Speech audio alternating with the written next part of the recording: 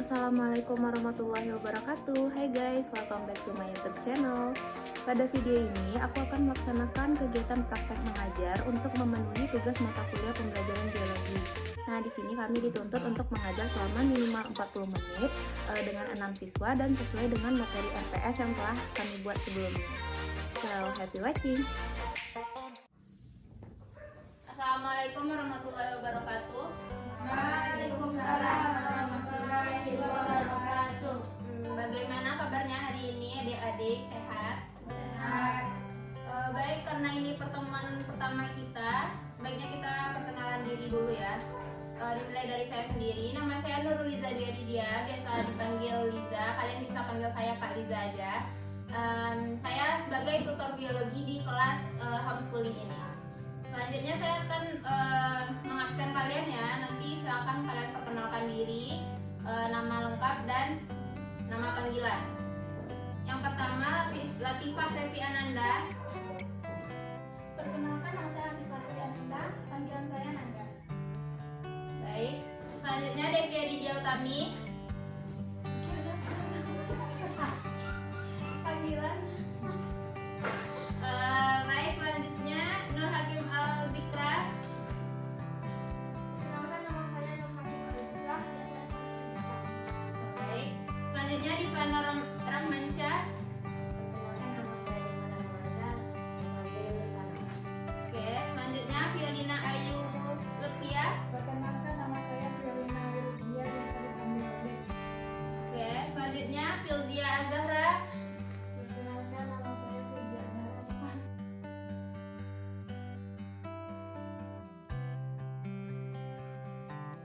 Baik.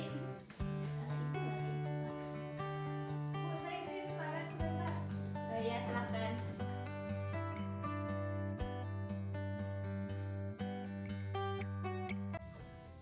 Baik, alhamdulillahirabbil alamin. Kita ucapkan puji dan syukur kepada Allah Subhanahu wa taala karena berkat rahmat dan karunia-Nya kita dapat berkumpul di ruang kelas yang sama-sama kita cintai ini.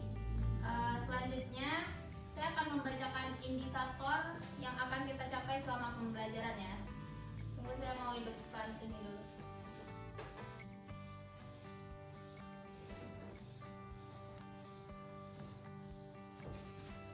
Nah, di sini kita dituntut untuk mampu mendeskripsikan ciri-ciri bakteri yang pertama. Nah, yang kedua, kita mampu menggolongkan struktur tubuh bakteri dari luar maupun dari dalam, dan selanjutnya kita mampu menunjukkan organel yang ada pada struktur bakteri. Nah, sebelum memulai pembelajaran, saya ingin mengenal kalian lebih dekat. Jadi, saya sudah menyiapkan di sini ada angket belajar. Nanti kalian isi nama dan tahun masuknya. Lalu nanti kalian bisa pilih di sini. Ada pilihan setuju, ragu, tidak setuju, sangat setuju. Nanti kalian bisa baca sendiri ya. Jadi ini gunanya untuk saya bisa mengetahui gaya belajar kalian. Apakah kalian visual, auditori, atau kinestetik. Baik, saya bagikan dulu ya. Cantik tuh. Ini buat kamu.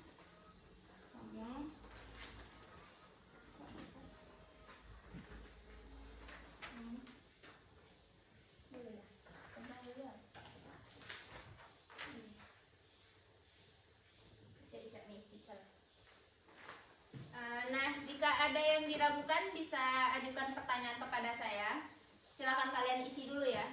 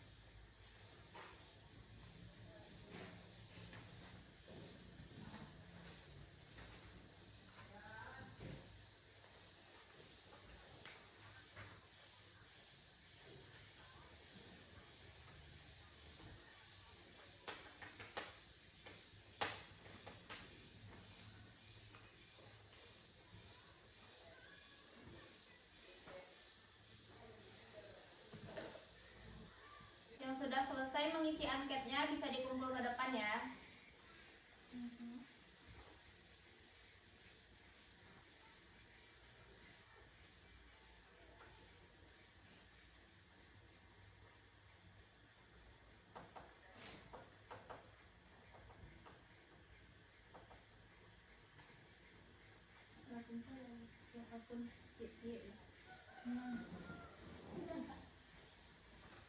Oke.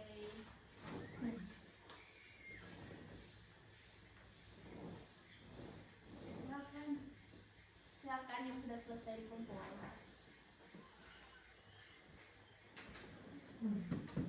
Tolong temannya yang di belakang juga dikirim ke depan aja. Oke, sebentar ya saya cek.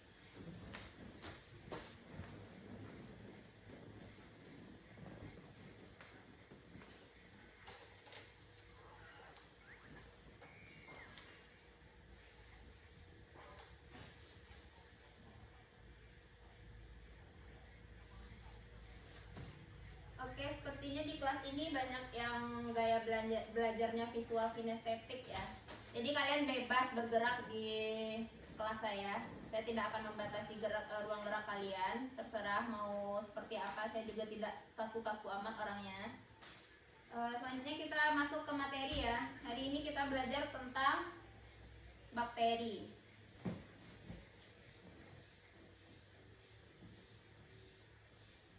Sebentar saya slideshow. Nah, kira-kira apa yang terpikirkan oleh adik-adik semua ketika mendengar kata bakteri? Ada yang mau jawab?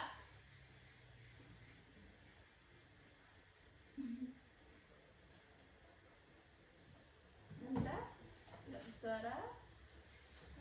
Sebagai contoh nih, buah busuk itu karena apa?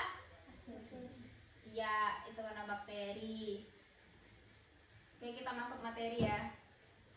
Pada hari ini kita akan membahas 3 materi pokok, yaitu struktur bakteri, ciri-ciri bakteri, dan peranan bakteri.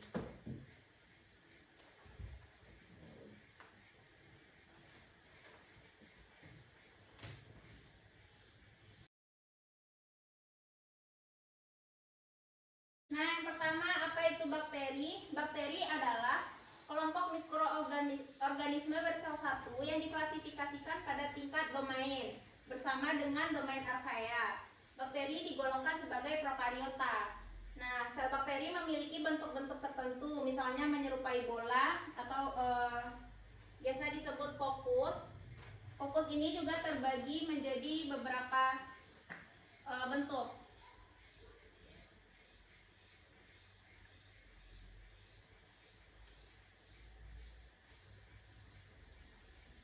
Nah, di sini yang berbentuk kokus.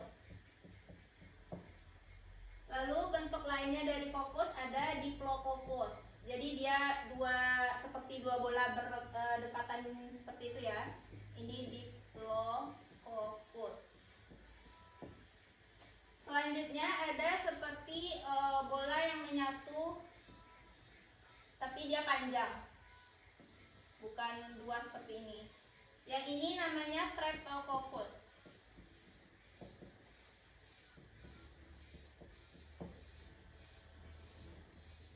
Dan yang terakhir ada bentuk bolanya yang tidak beraturan. Jadi dia seperti gumpalan-gumpalan seperti ini ya. Yang ini namanya Staphylococcus.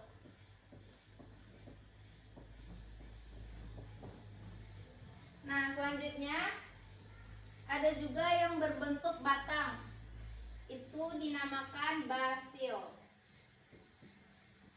Basil atau bacillus. Nah, dia juga ada 3 bentuk. Seperti yang ini, dia berdekatan 2 buah seperti ini. Itu namanya diplobacillus. Dan ada juga yang memanjang seperti di Streptococcus. Jadi dia panjang ya, kumpulan dari beberapa basil. Namanya Streptobacillus.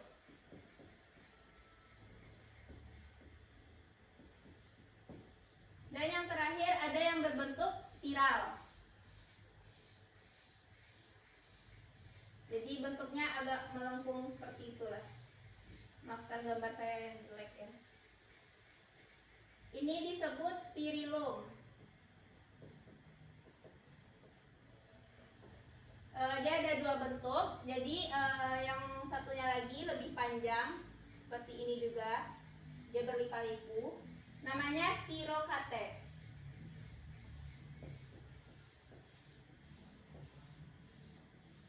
Baik, ini bentuk-bentuk dari bakteri. Selanjutnya, bakteri ini biasanya berukuran beberapa mikrometer. Dinding sel bakteri tersusun atas peptidoglikan, yaitu suatu polisakarida yang berkaitan dengan protein. Nah, membran plasmanya mengandung lipid dan ikatan ester. Selanjutnya, sitoplasma bakteri mengandung protein, karbohidrat, lemak, ion organik, ribosom, kromatofora, dan asam nukleat.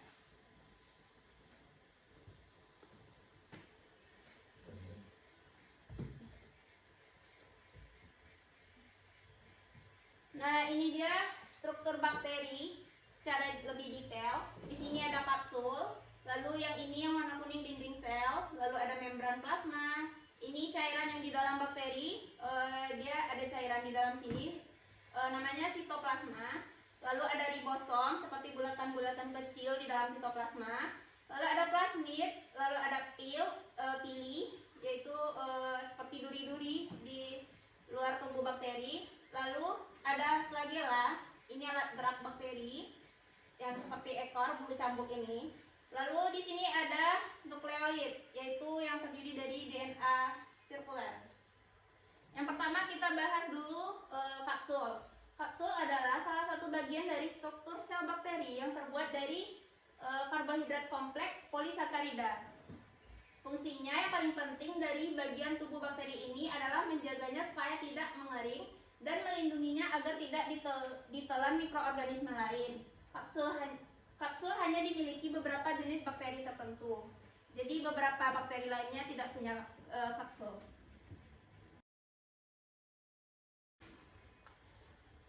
Selanjutnya ada selubung sel. Struktur tubuh bakteri umumnya dikelilingi oleh dua lapisan pelindung. Ini dia ya. Yaitu dinding sel luar dan membran plasma. Bakteri tertentu mungkin tidak memiliki dinding sel sama sekali atau malah memiliki lapisan pelindung ketiga terluar yang disebut kapsul. Kapsul tadi ya. Nah, fungsi selubung sel bisa dibilang sebagai area transport atau pengangkutan untuk nutrisi dan area reseptor yang mempermudah interaksinya dengan inang. Nah, bagian ini seringkali mengandung komponen toksik atau beracun. Selanjutnya dinding sel. Ini ya dinding sel yang berwarna kuning. Dinding sel setiap bakteri dikelilingi oleh dinding sel. Nah, dinding sel ini terdiri dari peptidoglikan, yaitu molekul protein gula atau polisakarida. Nah, komposisi dinding sel pada struktur sel bakteri sangat bervariasi dan merupakan salah satu faktor terpenting dalam analisis dan diferensiasi spesies bakteri. Secara umum, fungsi dari dinding sel bakteri yang pertama memberi bentuk sel bakteri. Ini ya, yang memberi bentuk coccus, bacillus, spirillum itu fungsi dari dinding selnya. Selanjutnya melindungi membran sitoplasma dari lingkungan luar. Jadi dia melindungi cairan yang ada di dalam ini dari faktor-faktor luar. Selanjutnya ada menjaga sel agar tidak pecah ketika ada perbedaan besar dalam tekanan osmotik antara sitoplasma dan lingkungan. Jadi tekanan dalam sitoplasma dan lingkungan itu bisa saja berbeda. Jika tidak ada dinding sel, maka sitoplasma tidak akan bisa bertahan di lingkungan di suhu ruangannya. Selanjutnya ada membantu menambahkan organ pelengkap seperti pili dan flagella. Ya, tentu saja pili karena pili berada di dinding sel dan flagella juga berada di dinding sel. Nah, selanjutnya ada flagella. Flagella yang ini ya. Flagella adalah struktur seperti rambut pada permukaan bakteri yang dapat ditemukan pada salah satu ujung dari bakteri. Nah, kedua ujung bakteri dan seluruh permukaan bakteri. Jadi bakteri tidak hanya berbentuk seperti ini ya. Ada yang punya dua flagella, ada yang punya banyak flagella. sebagai alat geraknya.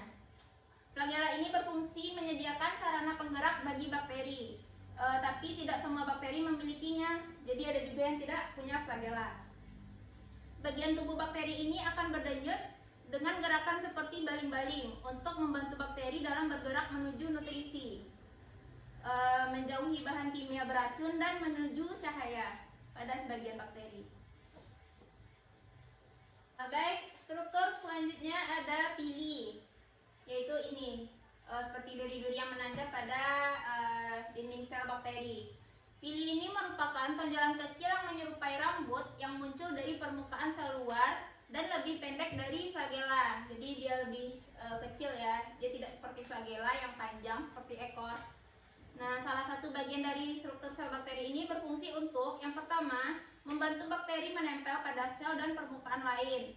Lalu yang kedua ada penghubung saat konjugasi, di mana dua bakteri bertukar fragmen DNA. Tanpa adanya pili, banyak bakteri patogen kehilangan kemampuannya untuk menginfeksi karena tidak dapat menempel pada jaringan inangnya.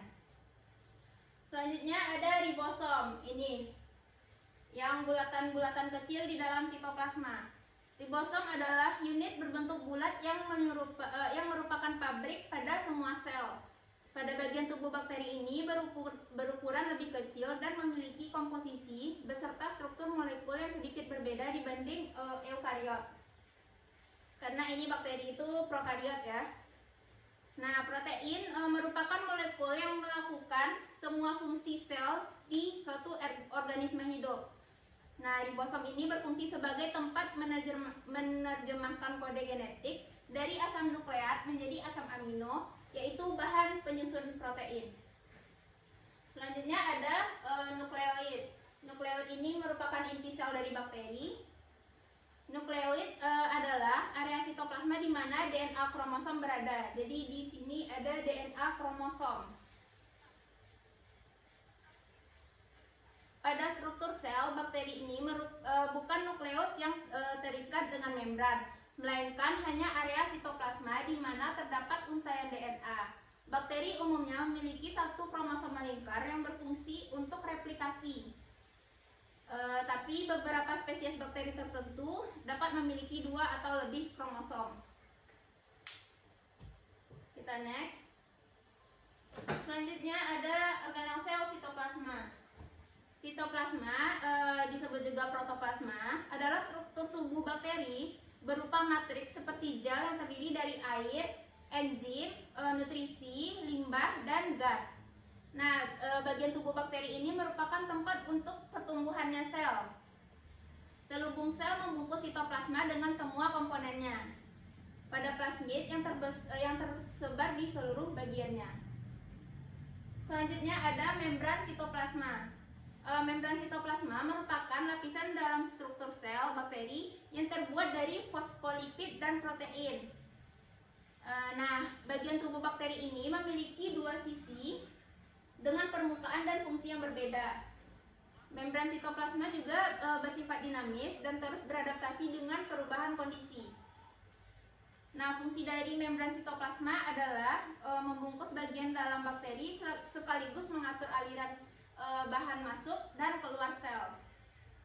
Pelindung ini memungkinkan sel untuk secara selektif berinteraksi dengan lingkungan mereka. Baik, yang terakhir ada plasmid. Beberapa jenis bakteri memiliki lingkaran materi genetik ekstra pada struktur tubuh bakterinya yang disebut plasmid. Seperti kromosom, plasmid terbuat dari potongan DNA yang melingkar. Akan tetapi, plasmid tidak terlibat dalam reproduksi. Plasmid bereplikasi secara independen dari kromosom. Nah, meski tidak terlalu penting untuk kelangsungan hidupnya, bagian dari tubuh bakteri ini memberikan beberapa keuntungan yang selektif. Misalnya, plasmid mungkin mengandung gen yang membuat bakteri resisten terhadap antibiotik tertentu. Selanjutnya kita bahas mengenai ciri-ciri bakteri. Di sini terdapat 9 ciri bakteri secara umum. Yang pertama, bakteri tentu saja berukuran kecil. Bakteri terdiri dari satu sel atau unisel. Yang ketiga, bakteri tidak memiliki membran inti atau dia prokariotik. Makanya dia disebut prokariotik karena tidak memiliki membran inti. Yang keempat, ukuran tubuhnya berdiameter 0,1 sampai 1 mikron dengan panjang 1 sampai 20 mikron. Nah, yang selanjutnya, bakteri ini hidup berkoloni atau secara soliter. Lalu yang keenam, hanya dapat dilihat melalui mikroskop. Yang ketujuh, bersifat kosmopolit atau berhabitat luas. Kosmopolit itu artinya dia tersebar di seluruh dunia. Yang kedelapan, dia memiliki dinding sel seperti yang sudah kakak jelaskan tadi. Yang kesembilan, beberapa jenis mikroorganisme ini bisa membentuk endospora pada kondisi lingkungan yang kurang menguntungkan.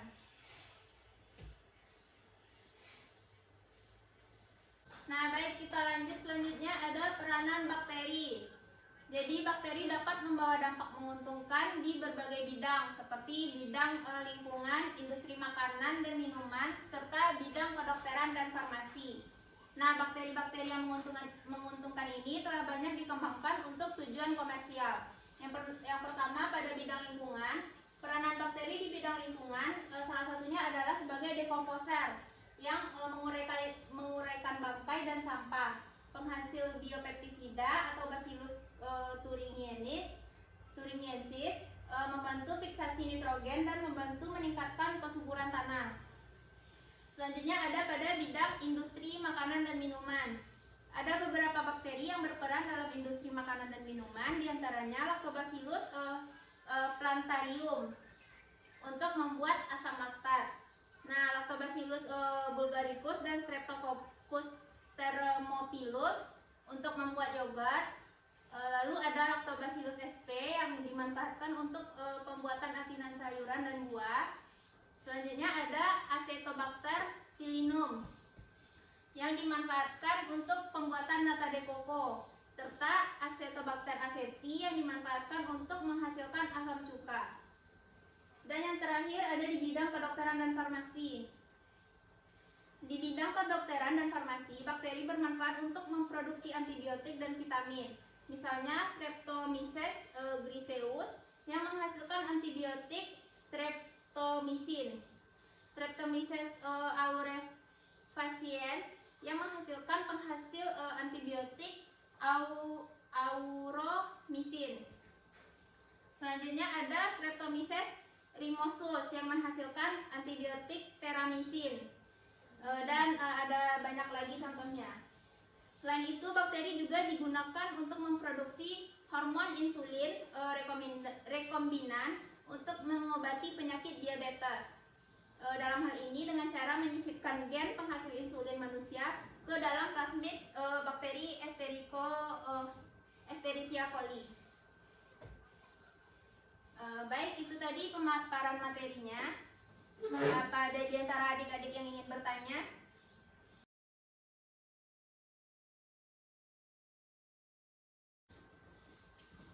Tanya Nolin ya. Saya matikan dulu ininya ya.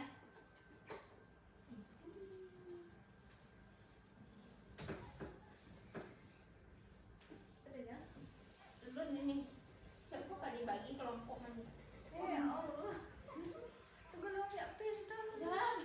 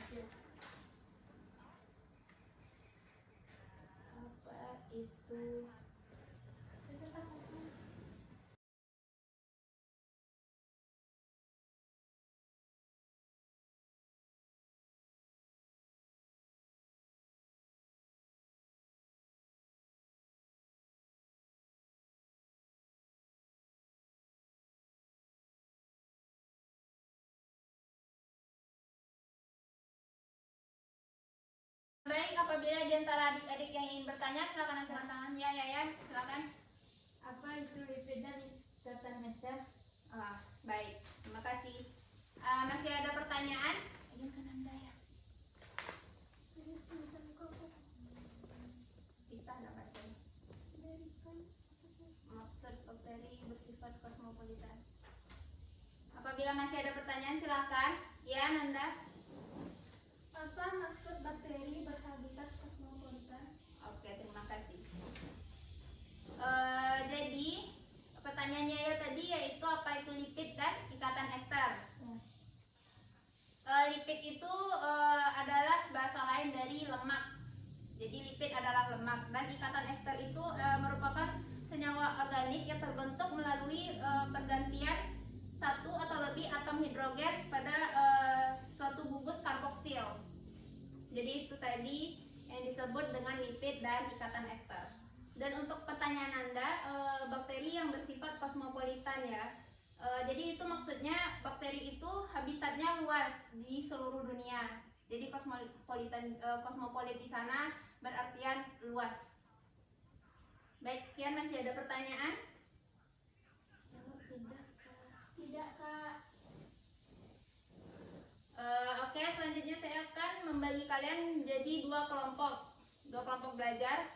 Sesuai urutan duduk saja ya. Yang di baris pertama kelompok 1 dan di baris kedua kelompok 2. Kalian akan mengerjakan LKS. Saya sudah persiapkan, ada beberapa soal di sini. Terima kasih. Ini saya bagikan ya. Ini untuk kelompok 1. Ini untuk kelompok 2.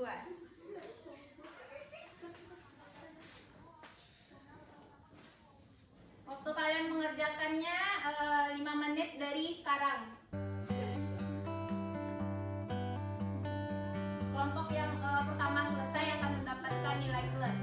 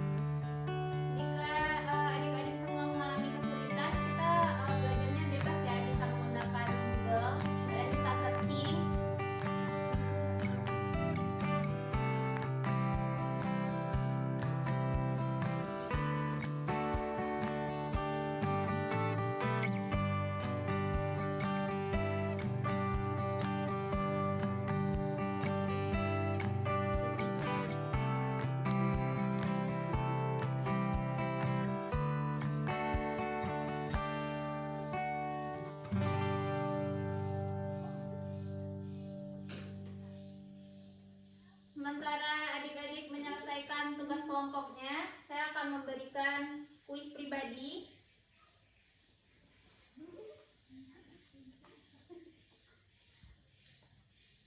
Saya akan tulis di papan tulis ya.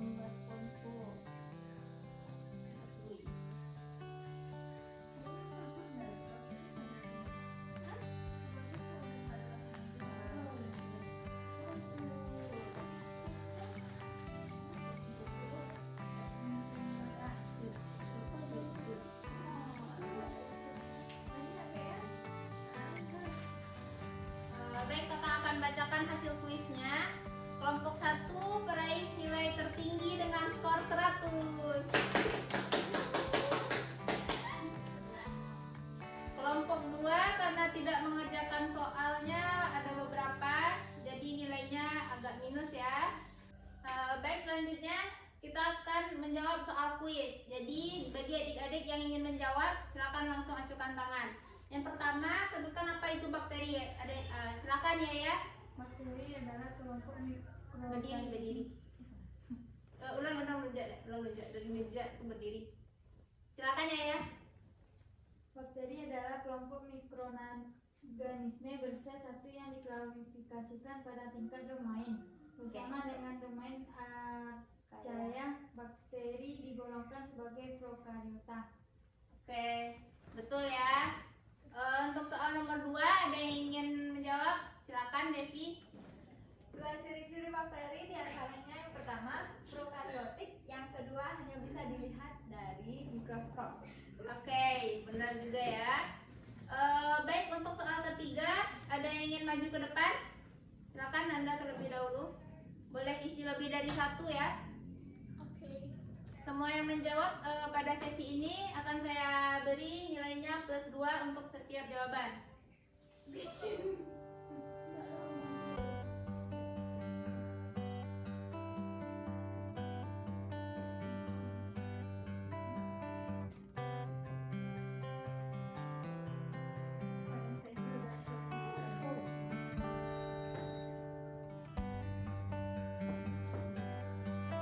Oke, untuk yang nomor 4 sama 5 masih kosong. Silakan Halid.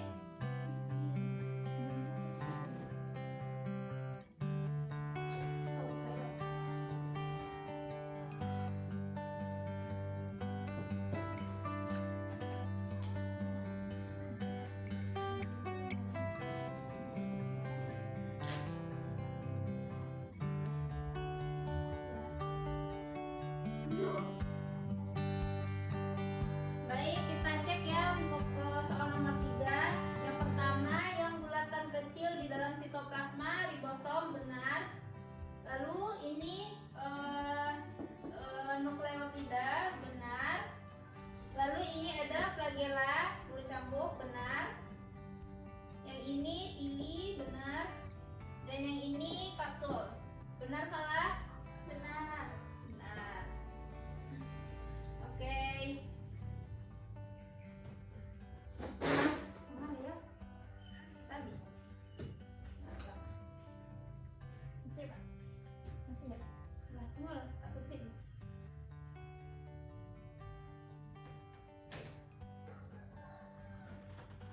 Sibuk nih, belum ini. Kok banyak di crop.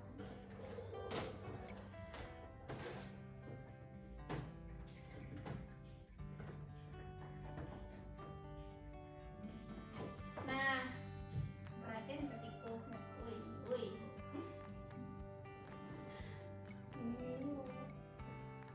Nah, baik itu tadi pertemuan kita yang membahas mengenai bakteri. Masih ada yang ingin ditanyakan seputar materi bakteri? Tidak ya. Berarti semua sudah paham mengenai pembelajaran bakteri hari ini? Sudah. Oke, jadi minggu depan pertemuan kita mengenai Archaebacteria dan Eubacteria. Lalu kita juga akan membahas reproduksi aseksual dan seksual bakteri. Baik, jika tidak ada yang ingin ditanyakan lagi, saya akan tutup sesi pembelajaran hari ini. Terima kasih atas kehadirannya, semoga ilmunya bermanfaat. Assalamualaikum warahmatullahi wabarakatuh. Waalaikumsalam warahmatullahi